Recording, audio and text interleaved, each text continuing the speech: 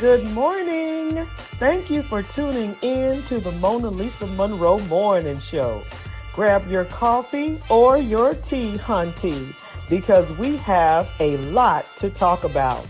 But before we get started on those red hot topics, please go to my website, www.monalisamonroe.com.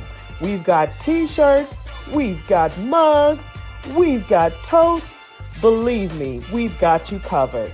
And also, you could purchase my book, Life After the Diagnosis. If you know a survivor or you are a survivor, this is the book that you need. Well, let's go ahead and get this party started right, shall we?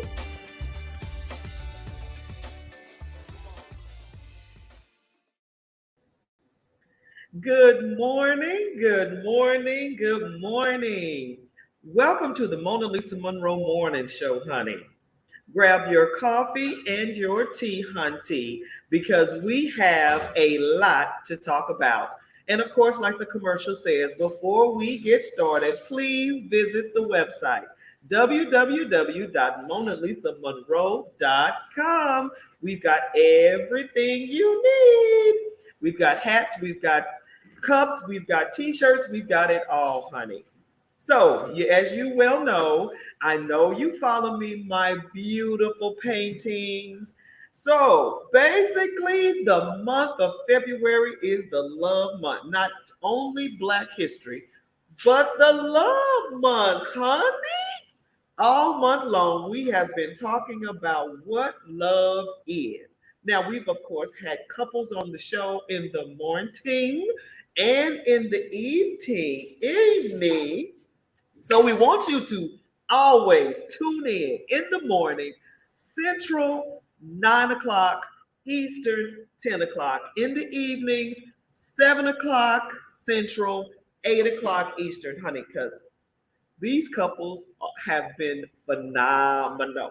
Okay, so I want you to tune in. I want you to chime in because the show is not a show without you.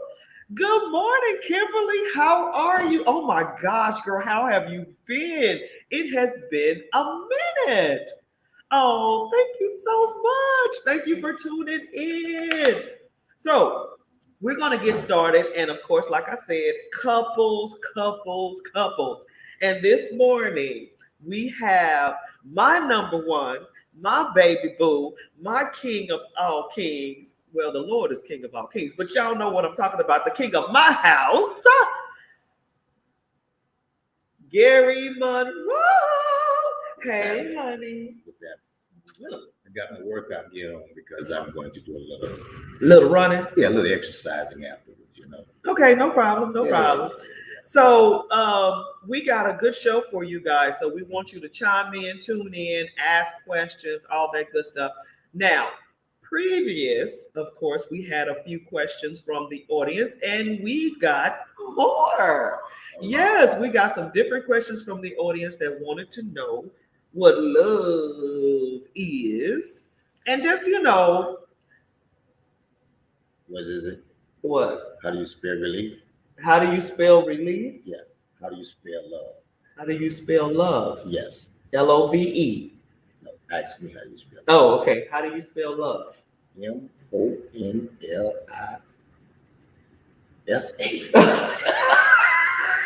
What is he spelling? M-O-N. He left the A. Monalisa. Okay. All right.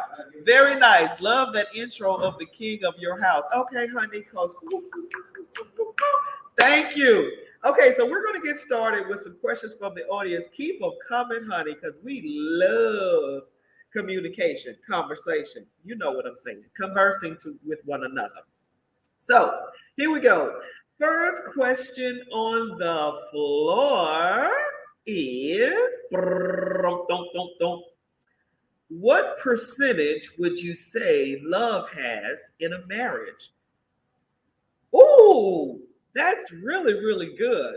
Okay, so I think love has, I would say, okay, let me be real.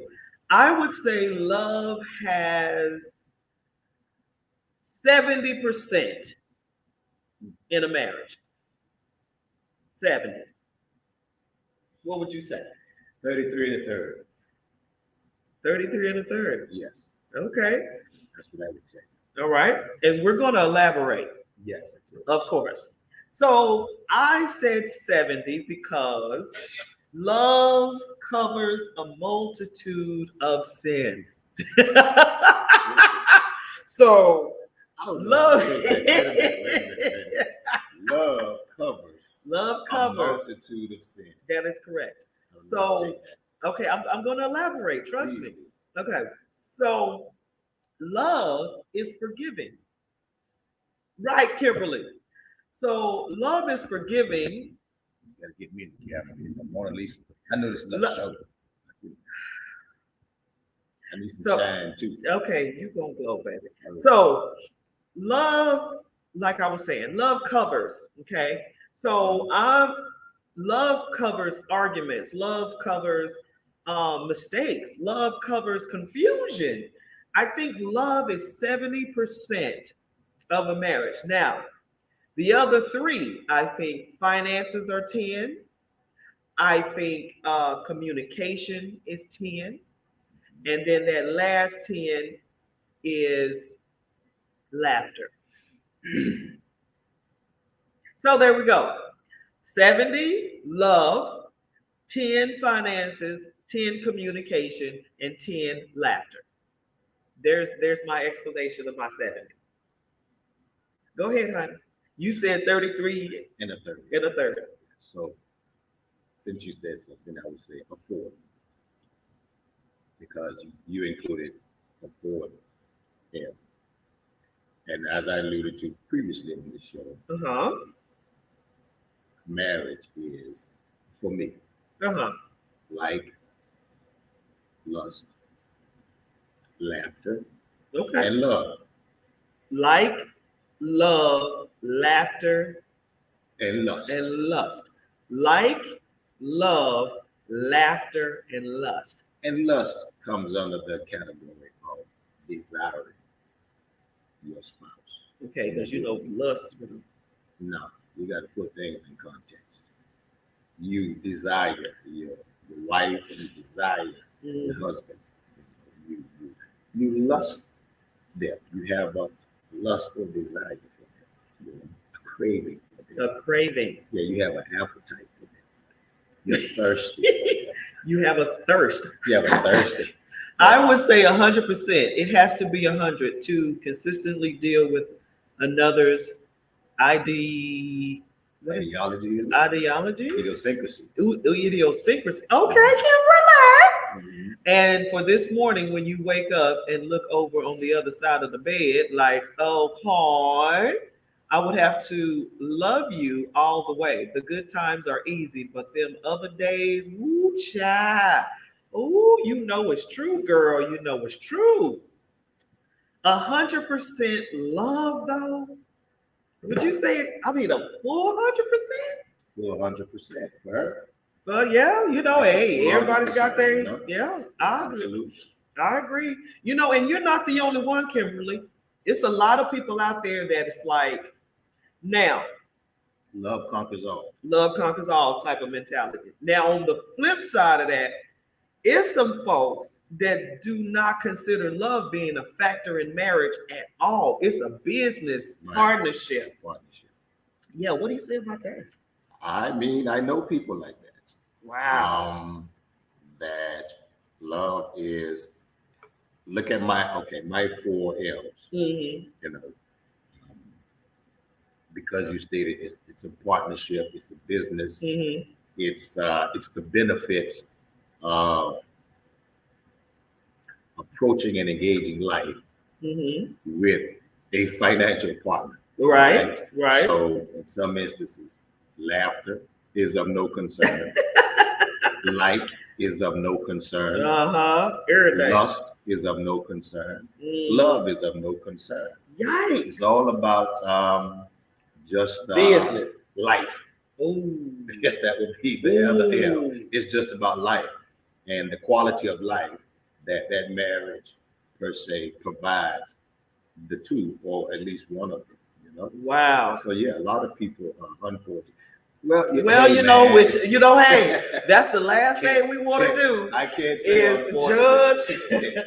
judge anybody's marriage. It's just that we're talking because you know you mentioned something the other week as far as the divorce rate in church, 60%. right? So, but you have people that, and just putting it in this context, I'm not calling anyone an atheist or ungodly or something like that, but God is not a priority, say per se in your marriage. You know, well, let's just deal with the L's. Like, love, lust, and laughter is irrelevant in their marriage, and they'll be married for 50 years to death do them part. Because what that marriage, the quality of life and the security and stability of life is their number one. That's their number one. That's their number one. And so they'll be married forever. Wow. Without like, without love, without lust, without laughter. That's straight partnership. It's about life. And you know, some people are calling marriage a partnership. You know, that's my partner instead of that's my husband or that's my wife. I mean, there's new terminology now dealing with marriage. I mean, marriage is just not the same. You know, a lot of people feel like open marriage is the way to go now, or like partnership versus husband and wife. And then some don't even get married. It's like this common law situation where you're together. In Texas, if you're together more than 10 years, you're common law married. Right. I don't know if it's like that in Georgia. Yeah, I don't know what the law is. Shoot, Texas. I know there's a common law law. Mm-hmm. I believe it is, but I don't know what's the how many years. I think I did the business thing before. Wow, Kimberly, where it just made logical sense. For real? And the result was not good. Oh, yeah. As you stated, love covers all. That includes laughter, lust, good times, and bad. And those days when you want to kiss, and those days when you want to punch. Right? I mean, because that's real talk. You know, everybody, it's not roses, it's not strawberries, it's not whipped cream and all that every day, because you got two different people coming together. That was Kimberly. Yeah. Yes, Kimberly. So if you don't mind, Kim, elaborate. And you're not able to get them being expressed verbally. But what do I know? That side of just being, you said that you experienced it with just being a business partnership, and at the end of the day, right, it was not good. Mm-hmm. What advice or what observations or insight can you give to perhaps someone who's in that type of relationship? Whether they are legally married or just living together. But the whole of it is for the benefits of going through life with a partner. Like I said, I know you're sending. Well, she said, but what do I know? I'm married. I'm twice divorced, and then nonetheless, God has been good. God has been better than good to me. I agree. So, in that particular situation, you said it didn't end well. So, what did you learn, or what did you, I guess, learn, right? After the divorce, what would you sit back and tell someone who is going down that path and saying, this is what we want to do, this is the way we want to do it? What would you say to them? And you know, I've been divorced before, and so have my husband. So we've learned, yeah, you know what I'm saying? We've learned some things, you know, and I would suggest a whole bunch to people who want to get married young, because I got married at 23. How old were you? 26. Okay. First marriage 26. Okay. I would suggest at 23, you don't know much about yourself, more or less, trying to work with a person that's But totally. I won't hold that against him Well, as we're far as just. saying, being young, because that's what marriage is. It's growing together. Uh-huh. Okay. So when you read the scriptural text Mm-hmm. in Genesis, when a man leaves a father and mother and cleave to his wife, the two become one flesh. True. And that's the thing. We know we talk about being equally yoked spiritually, right? And so a lot of times you can enter into a relationship and you are equally yoked spiritually. Uh-huh. But where the conflict comes in, and where a Compatibility. lot of Christians, Yeah. this is why we have divorces in a lot of Christians, because we don't understand the flesh becoming one. Because we are so concentrated on the spiritual aspect, but you're talking about two flesh becoming one, and that's a process that it begins and never ends. You're consistently becoming one flesh, and so you're growing. So it's a beautiful thing. The compatibility of it all. A couple that marry young. In fact, the word of God says, "Bear your burdens while you're young." Bear your burdens. Bear your burdens while you're young. So you go through those things, and if you're able to endure those things as a young couple, I don't care if you're married at 18, right out of high school, and you two know that. Bringing it back to your series, love. You love one another. You like one another. You have laughter with one another, and you lust one another. And you're young, and you just build on it and grow with it. I see your point. But the reason why I say it is because when you're young, you're still trying to figure out who you are, what your likes are, what your dislikes are. And if you marry someone as a woman, you then have to cater or basically take care of your mate and your children, if you have any. So at that point, it's a lot. It's a lot of dynamics for a woman. I can only speak for a woman. At that point, at 23, I'm learning, what do I want to do? What do I want to look like? What's going to be my footprint on the earth? You're just trying to get yourself together. And being married, you now have to turn into a wife. Okay, I can't be a wife if I don't even know who I am yet. So that's my suggestion, because I was growing into who I was in my 20s, and then I started to look different. I started to look different to my husband at the time. And then it's like, who are you? You changed. I don't know. No, I'm just growing into who I am. Now, if you marry early to a person who's willing to stretch and grow with you, and that's good. Right. That's what I want to say. I mean, that's been some that perhaps that was your experience. Right. But that's the beauty of it. That you say that a person doesn't know themselves yet, and they're growing into who they are. On a positive side, taking the positive, that is the beauty of marriage. I don't care if you marry at 50. You still got to grow. You too still have to grow into knowing one another. That's true. So that's the beauty of, someone marrying young, and the two are growing and experiencing life together. Yeah. And so you think of at that juncture position, think of the end of that journey. They married young. They grew and experienced and learned life together. Here they are, 50 years later, 60 years later. Yeah. Just imagine the story that they had. Yeah. You see what I mean? True. That they grew through life together. Right. In thinking of the positive, you see.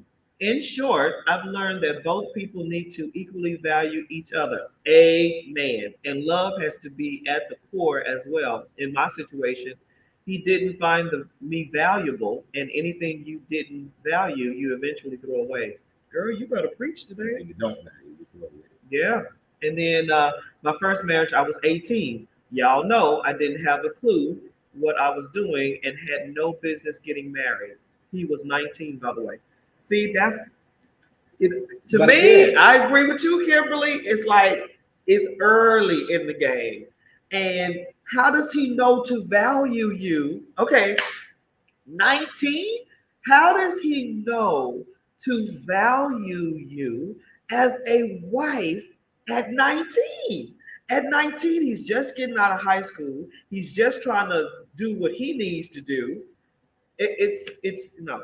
Now, back in the day, like my grandmother, they got married at 16, 17, 18, but that was a life decision because of the situation, because of the circumstances, because you had to take care of the farm, you got to pick cotton, you had to do that early to get a family in order to survive. So it was totally different. They had children to help in the field.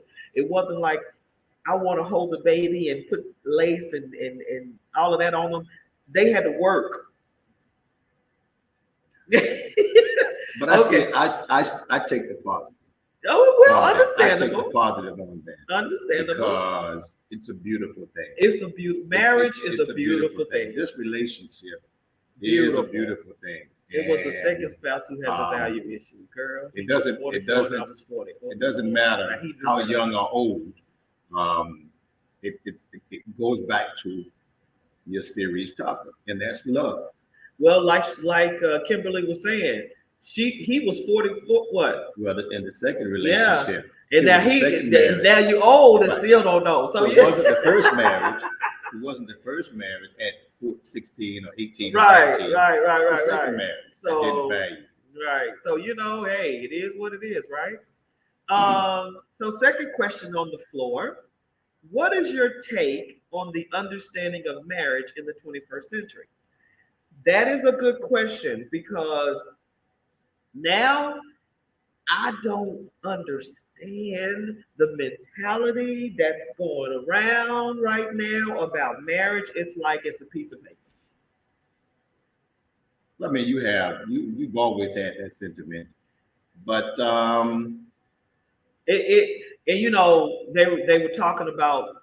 I mean, woo, now open marriage is like the thing. you hear more about It's It's crazy. more about what do you bring to the table, opposed to Yeah. the love that you have for one What another. are you bringing to the table? That's it. It's people. Hey man, what are you bringing to the table?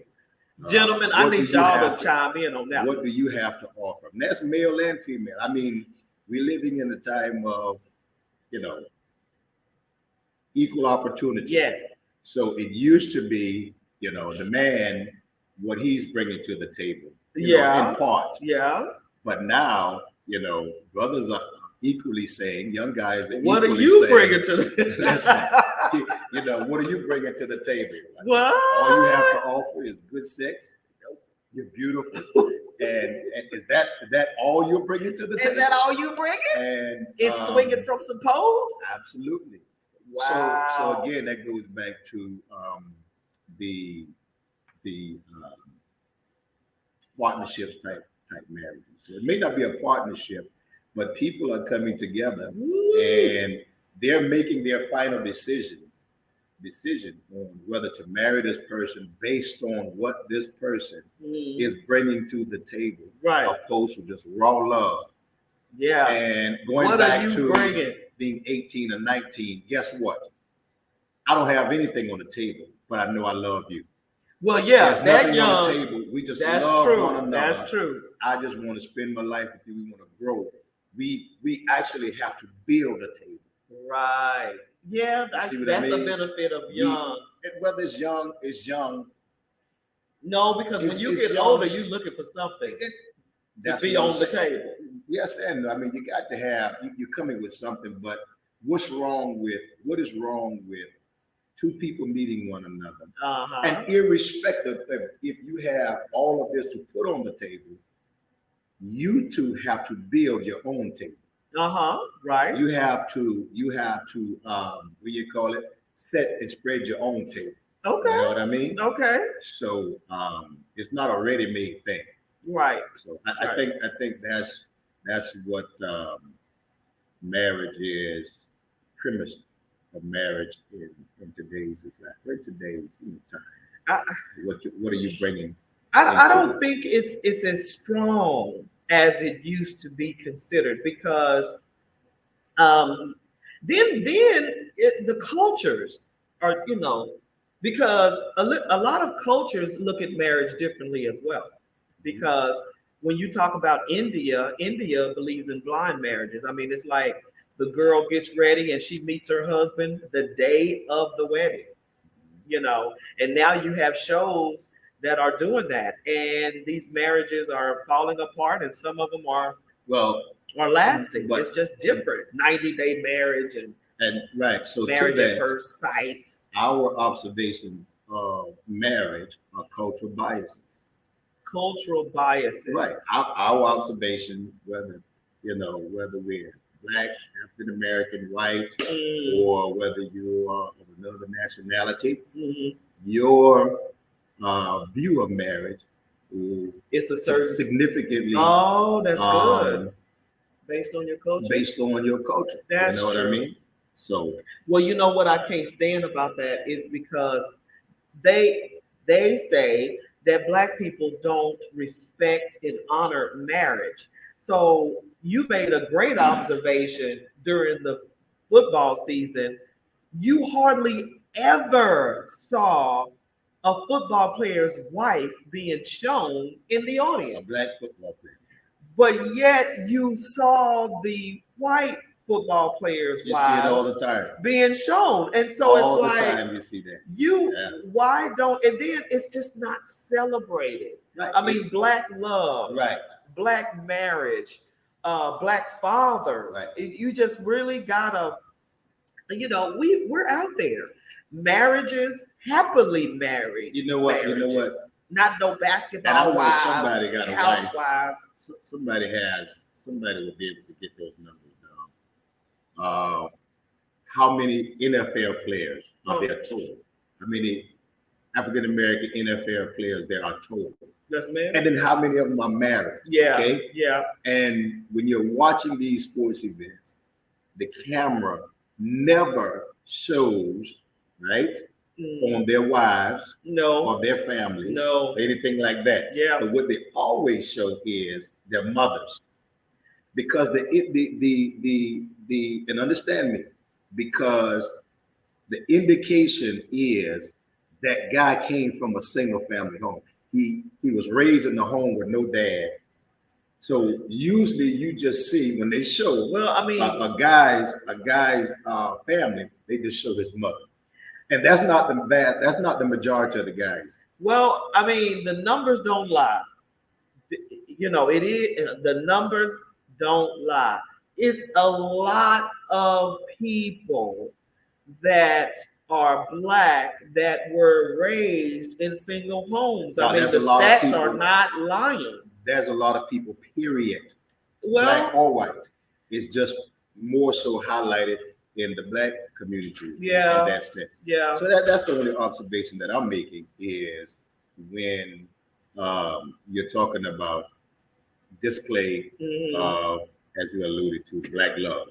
Well, we got some comments on Facebook. I want to acknowledge everybody. Good morning. Good morning. Good morning, Good cuz. Hey, cuz, what's up? Love the topic of discussion. I believe love is the umbrella for trust, honesty, loyalty, and respect. And if not, 100 from both participants will not work. If you have 100 or less, it won't work. Jenny, good morning, Jenny.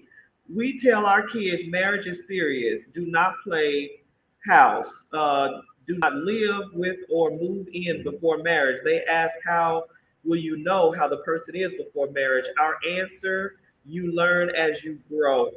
And that is so true, Jenny. And Jenny is Hispanic. So, like we were saying, it's different cultures that say different things to their children about marriage. And I was raised by a single parent. And marriage, she was married for about 10 years. And, a broken home made me want a home. And so it's just different dynamics that cause different thoughts or processes about marriage. So let's go to the third question now. Would you have waited now that you know about marriage? Would you have waited? Yes, I would have waited. Like I said, I've been divorced. So I would say I would have waited until I was late in life, maybe 30s, when I already, you know, found out what I wanted to do, found out who I was, and started, the ambition trail. And I would have waited. And so this would have been my first marriage. But it's all good, life tells the tale. But yeah, I would have waited. What about you? No. Okay. And I say no because that's what I wanted to do.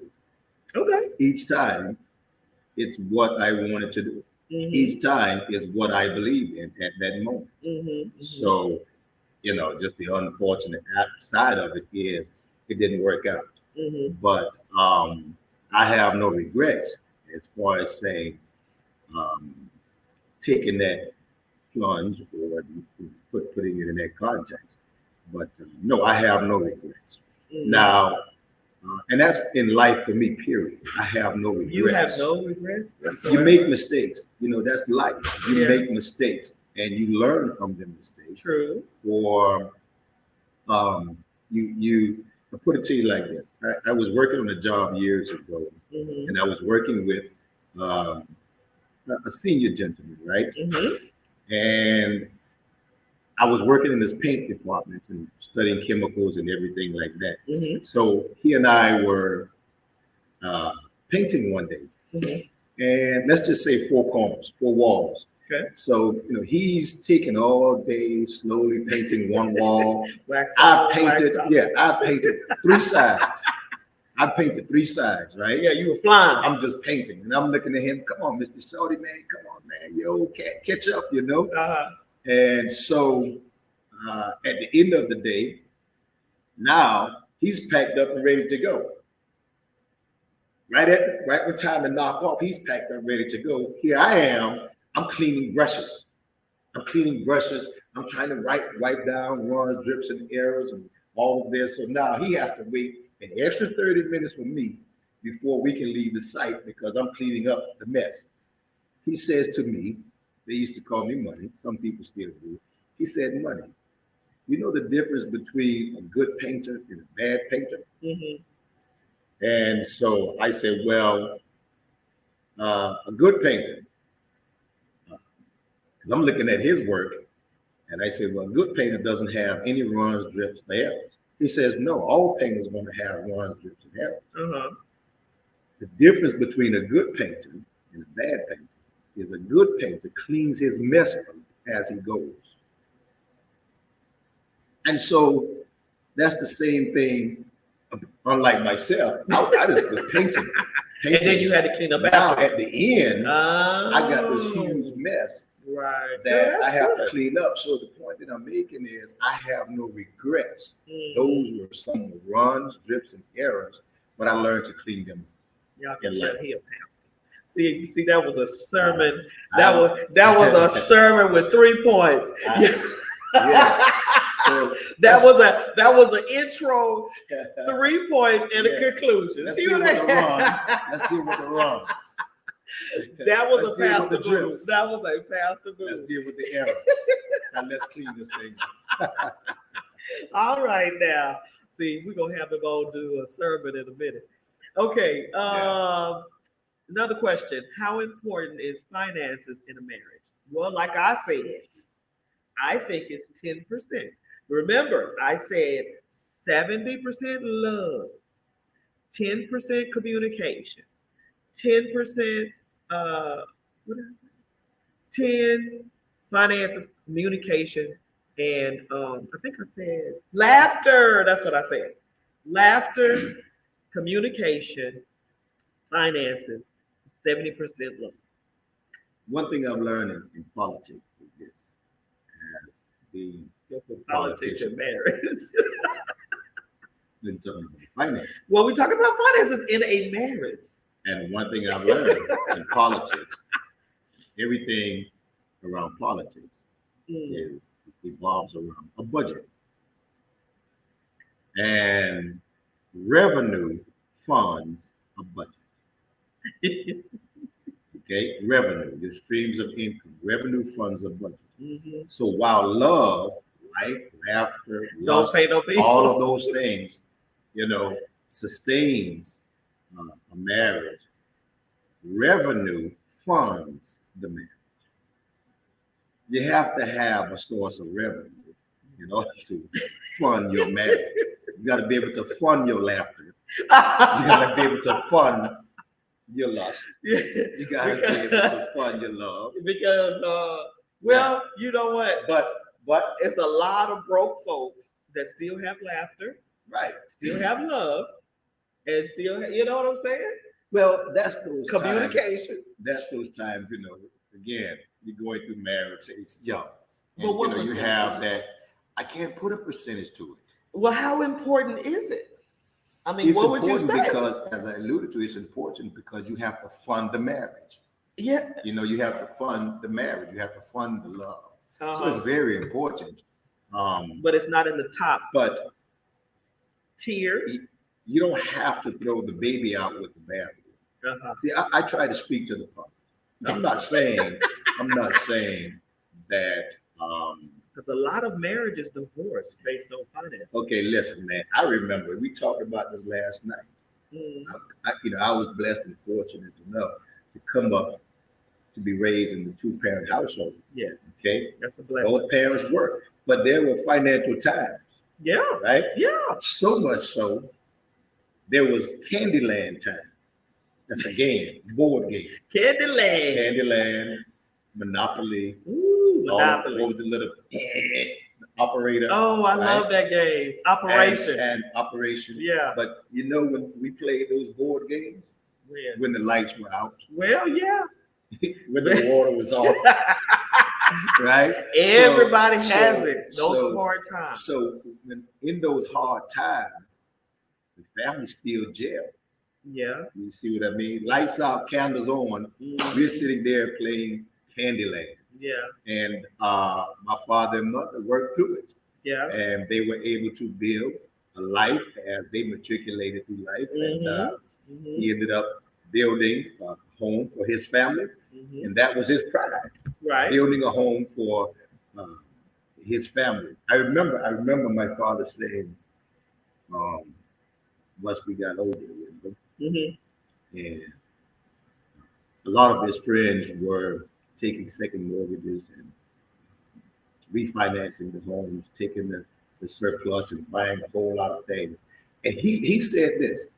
He said the only reason I'll refinance or take a second mortgage out, not even for us, he says, will be for Chloe, my mother. Okay. If she wanted something? If she would ever get sick or in need. He said that's the only reason it'll be for her. Okay. Now, when we were kids, he said it'll be for you all. But once we were adults and we were out, he said that's the only reason he would take a second mortgage out if he needed, some equity, take some equity out of the home. But that's the point that I'm making is revenue funds the marriage. It funds the love. It supports the love. You know what I mean? Yeah. I mean, hey, I just don't think it's yeah, but some people, like I said, it's been marriages that break up based on finances. Yeah, and it's one thing to say you're struggling financially because of, you both work and you're doing the best you can because of life. Right. It's another thing. If the woman goes shopping all the time. You talking about you? No, I said a woman. Oh, whatever. So this woman. No. You have a lot of men that are losing it to going to get I am losing it. TVs. I am losing it. Okay, boy. That's not true. I am a stickler when it comes to certain things. That's stickler. All it is. Listen. I'm a stickler when it comes to certain things. It's just certain things that I have to have as Mona Lisa, as who I am to keep Mona Lisa. can stretch a nickel, Yes. right? See? Amen. Boy, she could spin a dime. God, man. What? I can stretch a nickel, But she can spin a but dime. spin a dime. What does that mean? Look here. You put $1,000 in that pocket today. It's That ain't true. It's 10:42. That ain't true. 11 o'clock. No, I'm see. gonna say this in Maigichi. 11 o'clock, that $1,000 is gone. No, it's like this. But if I give her a nickel, shit, man. It's like that nickel, come back home with 20 bags of groceries. Well, see, that's the thing. But if I give her $1,000, she's gonna come back home with 1,000 bags of ladies. Okay, so let me just talk to the ladies right now. Okay. So what I do is I say, okay, give me a budget. When you give me when you give me a budget, that's a dangerous thing. When you give me a budget, That's I'll operate in the budget.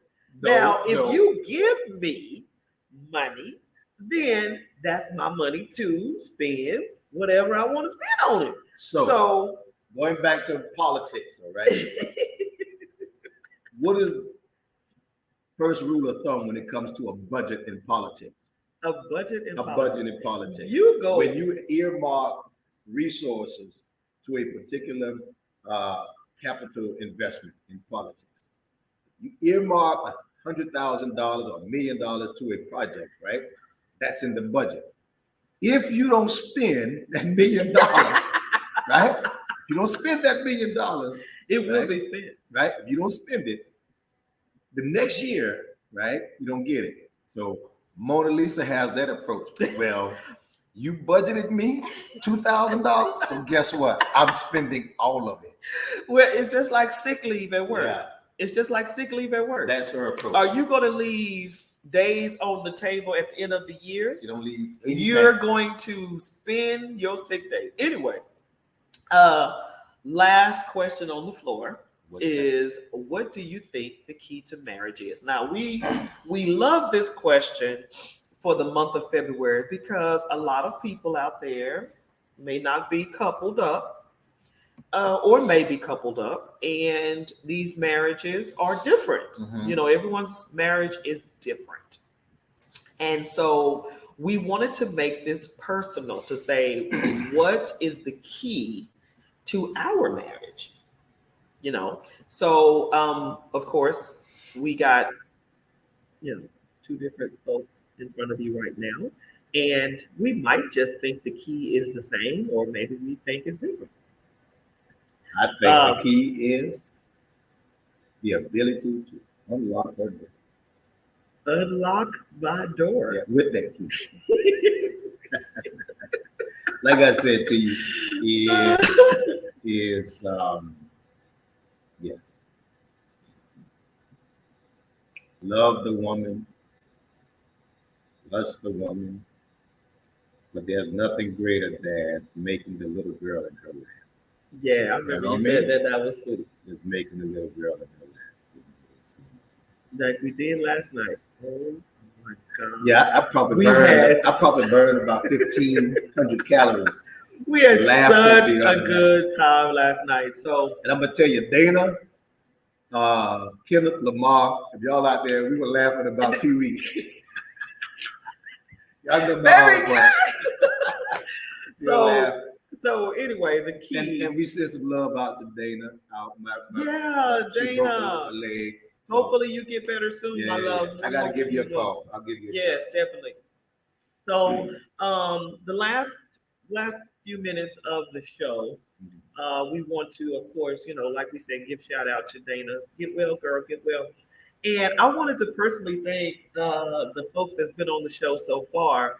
We have absolutely adored you. And the internet was on fire. I mean, you guys really helped some folks. And some people were chiming in saying how grateful you guys were. We got some comments. Hold on. Look what we got comments. Jenny, look what she says. Have a good day. I'm heading out to spend my budget.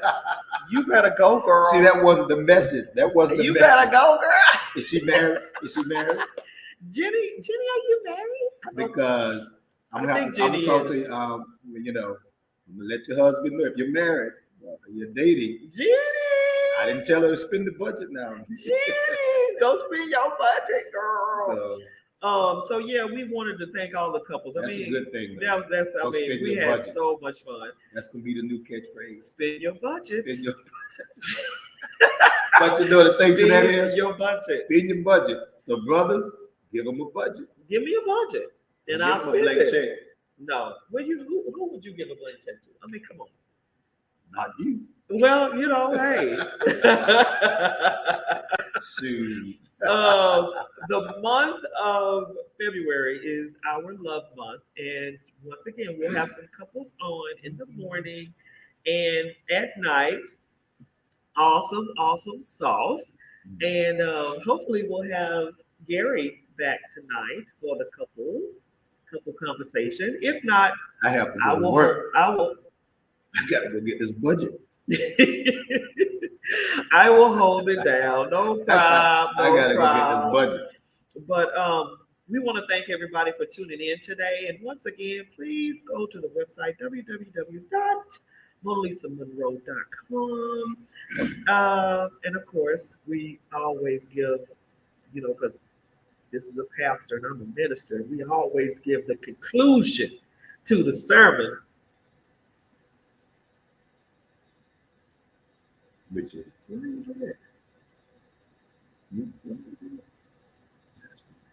Pastor minister. I'm just money. Okay. So what? But I respect. Okay. Well, amen. So what would you give to couples or singles? What word would you give them about the L word? Love. And that's it. Just love what you do. Just love what you do. Just love being in what you have.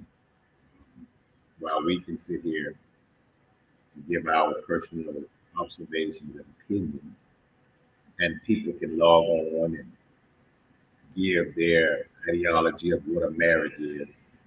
At the end of the day, it's what works in your house. What's working in your household.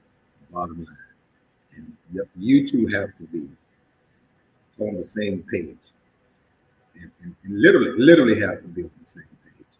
It's interesting that the word speaks of that in the house there are 3 against 2, 2 against 1, something to that effect. And in that dynamic, it's mother-in-law against daughter, and daughter-in-law against mother-in-law in that respect, and then father against son. It's interesting. It didn't say husband against wife or wife against husband. That's not the problem. It's all of the dynamics outside of you two that challenges the relationship. So you two have to be on the same page in confronting life and approaching life, going through life. It's interesting also when you look at the creation of man as described and defined in the Bible, and then you look at the fall of man. We know that God approached the 3 beings at that time. He approached Adam, he approached Eve, and he approached Satan. And his approach gives observation to Adam, where art thou? He asked Adam a question. And Adam was out of presence of God. And he said, well, because of that woman that you gave me. So God goes to Eve, and he asked Eve, what is this thou hast done?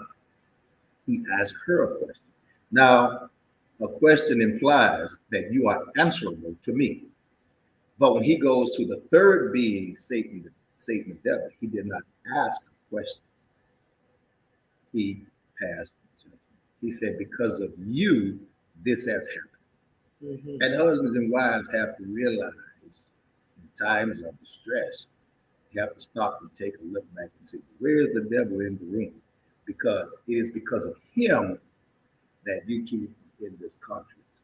You Wow. always have to be cognizant of where he is in the room. Okay? So when you're having conversations, disagreements in particular, or just making decisions, when you two get to a place where there's an impasse, or you get to a place where there's a conflict, and you two are coming at one another, be careful. Be careful.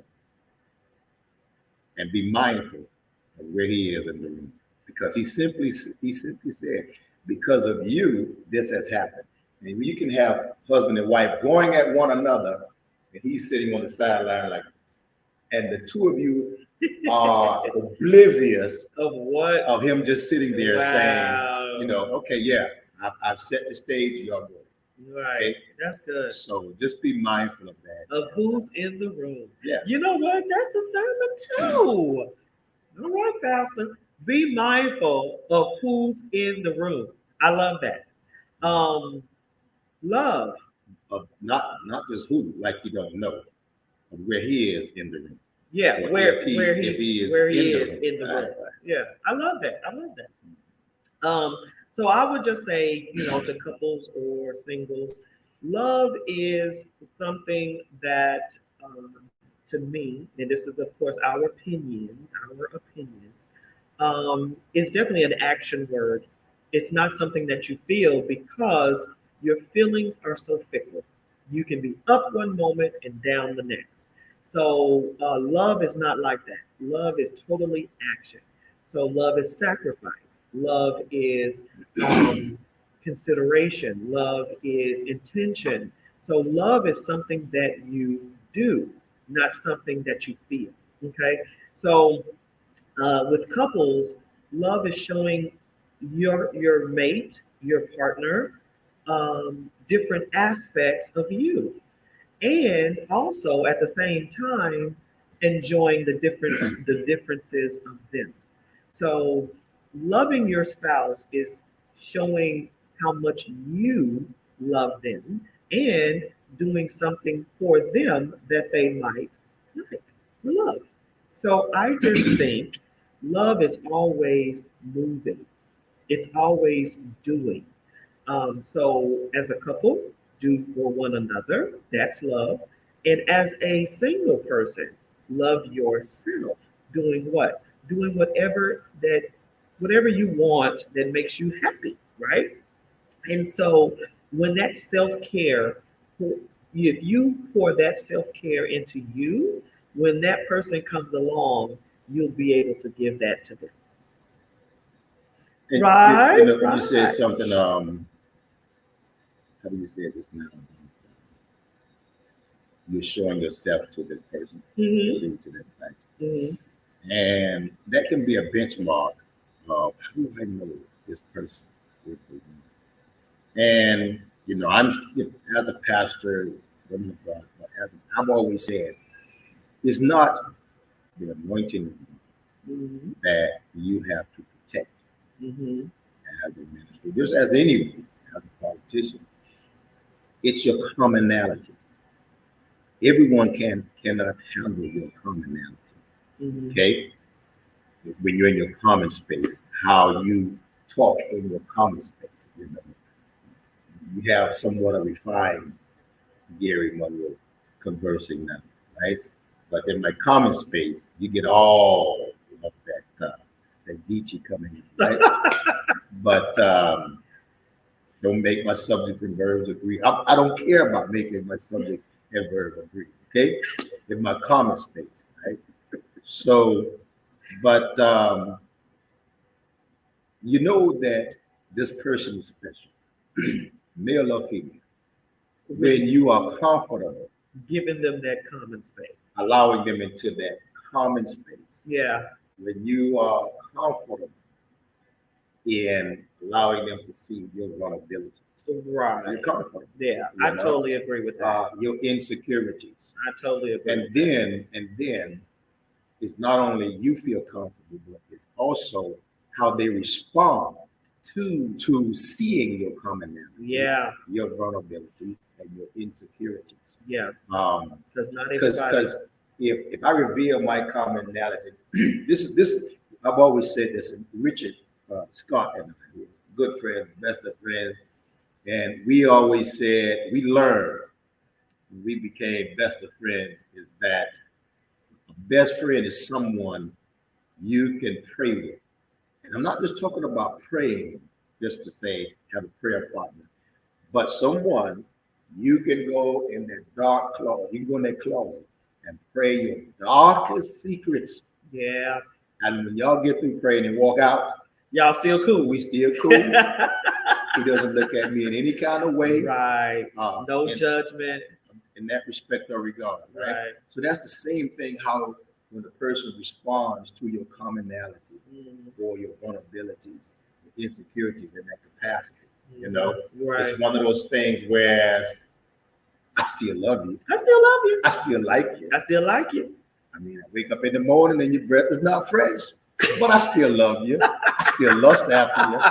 You know, go gargle and then come back and then come back. You know what I mean? Yeah. Yeah. So that's real talk, y'all. Right. I just want y'all to know that. That's real talk. What are you trying to say about that? No, what I'm saying. Anyway, but that's a good point. That's a good point. That's a good benchmark. That realness of it all. You are comfortable in being around this person, and then you are observant of that person's response or reaction to your commonalities. The funny thing with Mona Lisa and I is she's like, my commonality is, you know, I like to laugh and joke. And her thing is, how can a man be so articulate, so intelligent? You can get up and you minister and pastor. You can go before council and you can chair a council meeting. And you're so smart and so intelligent. And then when you get home, he's just so ignorant. No, it's not. He's just goofy. He likes to have a good time. It's so funny to me. I love it. And then I'll use phrases that'll just be like. But for me though, it's like I try to present myself as very professional. I do. And I try to, be this, professional person. But I'm telling you right now, I have a laugh that is so loud. If you get that laugh, then I trust you because that laugh does not supposed to come from a person of this stature and right. Because it is loud. So I got it out of her within 1 week. That's not true. That's not true. We talked for a good 3 months before you got that laugh. She tried to hold it back. I got it out of her. Anyway. Yeah. I want to thank everybody for tuning in to the show today. Once again, please go to the website and please tune in tonight. You don't want to miss it. Tonight, we're going to have a fabulous couple on. Hopefully, they'll be able to jump on. I know, Texas has some crazy weather, so hopefully they'll be able to jump on.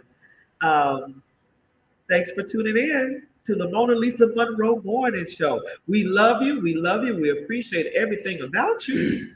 And take care. Bye-bye.